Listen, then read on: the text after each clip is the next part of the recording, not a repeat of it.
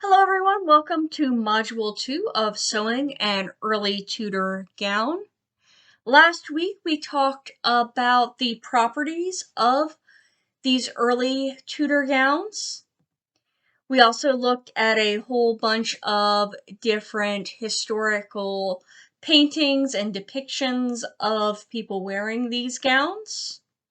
Additionally, we went through and talked about the different fabrics and materials and sewing techniques used in the time period.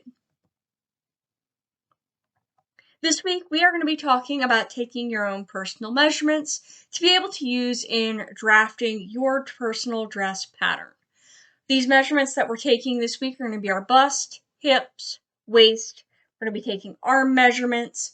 We're going to be looking at what's our skirt length, what's our torso length, and we're going to be taking our shoulder measurements. After that, we're going to be taking these measurements and we are going to be drafting our custom dress pattern.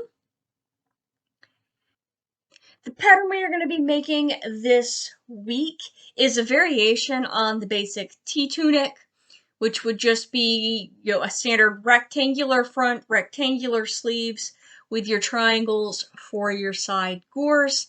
We're getting a little bit more fancy with our sleeves to get that nice long flowy sleeve. Additionally, we are going to be taking into account some simple changes and modifications for body size.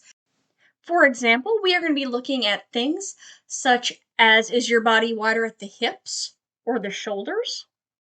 Additionally, we are going to be making some accommodation for the boobage. I find that if you have a normal T-tunic pattern where your front and your back panels are the exact same size, I end up fitting a little tight in the front and then having kind of too much loose fabric in the back.